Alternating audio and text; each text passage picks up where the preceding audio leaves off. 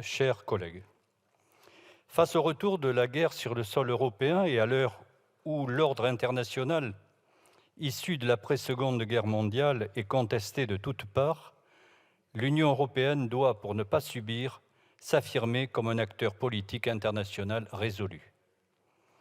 Pour poursuivre cette expérience démocratique à l'échelle du continent, de plus en plus d'acteurs appellent les États à se prêter à nouveau à l'exercice d'inscrire dans le marbre des traités les principes qui baliseront notre destin commun pour les décennies à venir.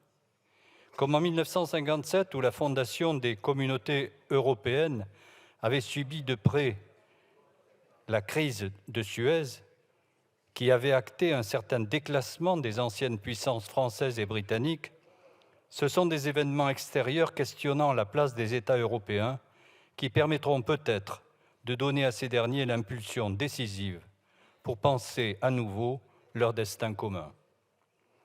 L'Union européenne se retrouve peu ou prou face au même dilemme qu'en 2001 pour préparer l'entrée dans l'Union européenne de 10 nouveaux États membres d'Europe centrale et orientale. À l'époque, le nécessaire processus d'élargissement devait être précédé d'un indispensable approfondissement des institutions communes. En 2023, la sécurisation du voisinage de l'Union européenne passe par la refonte des règles du processus d'élargissement pour assurer l'intégration rapide des pays candidats.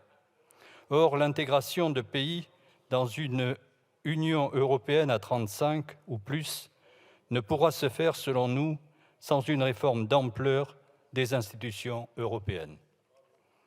Ce processus d'intégration, suite à la crise financière de 2008, la crise du Covid-19, la guerre en Ukraine, a trouvé des voies ad hoc, hors révision des traités, pour avancer en instaurant, par exemple, un quasi-fonds monétaire européen, des emprunts communs pour financer le budget exceptionnel, des procédures d'achat commun de vaccins ou encore un financement commun d'équipements militaires à l'Ukraine.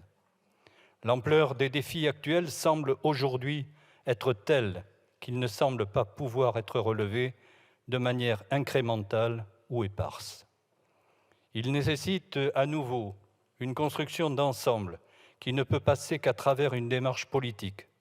C'est l'objet en partie de la conférence sur l'avenir de l'Europe et surtout des suites qui lui ont été ou vont lui être données.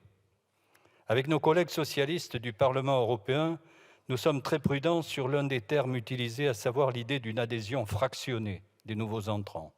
Nous préférons le terme graduel qui correspond à l'idée développée dans le reste du texte de la résolution. Il n'en reste pas moins que la PPRE va dans le bon sens et décrit clairement la nature graduelle souhaitable du prochain processus d'élargissement. Le processus d'adhésion devra être flexible, tandis que les futurs États devront fournir des garanties de solidarité géopolitique, d'allégeance aux principes et droits fondamentaux fondateurs de l'Union européenne. Ceci doit permettre à la fois une intégration rapide des États concernés, tout en apportant à l'Union européenne et ses actuels États des garanties géopolitiques, démocratiques et en matière de droits fondamentaux. La PPRE préconise également la simplification des modes de prise de décision de l'Union européenne. Enfin, elle exhorte les institutions européennes à se saisir pleinement des recommandations de la conférence sur l'avenir de l'Europe en convoquant une convention pour la révision des traités. Pour toutes ces raisons, comme nous l'avons fait lors de l'examen du texte en commission, les membres du groupe des députés socialistes et apparentés, qui sont toujours au rendez-vous de la construction d'une Europe plus forte, plus juste, plus protectrice et qui rassemble les peuples, voteront le texte de cette PPRE.